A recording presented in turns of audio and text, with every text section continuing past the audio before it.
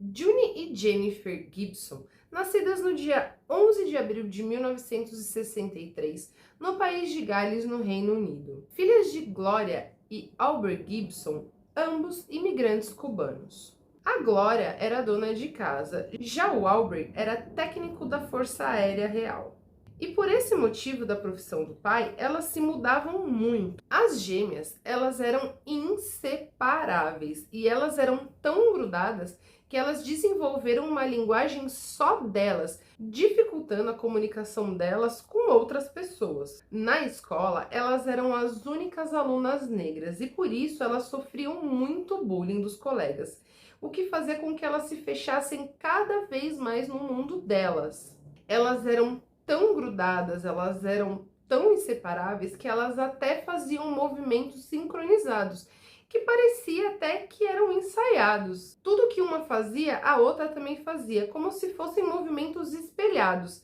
Chegava a um cúmulo de que se uma caía, a outra se jogava no chão. A situação na escola era muito ruim, a ponto de que elas eram liberadas mais cedo da aula, para que elas pudessem chegar em casa em paz e sem serem incomodadas pelos outros alunos. Esse comportamento delas de se isolarem tanto entre elas chegou a um ponto que elas não se comunicavam com mais ninguém.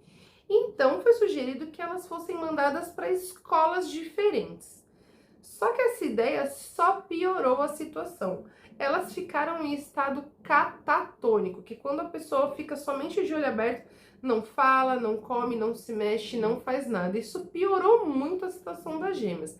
Então os pais dela optaram por acabarem com isso e que elas iam ser agora alfabetizadas em casa.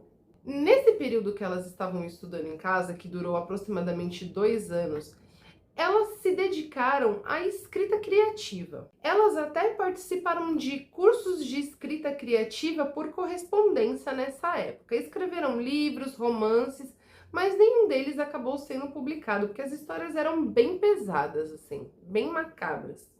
E aí elas não conseguiram publicar essas histórias.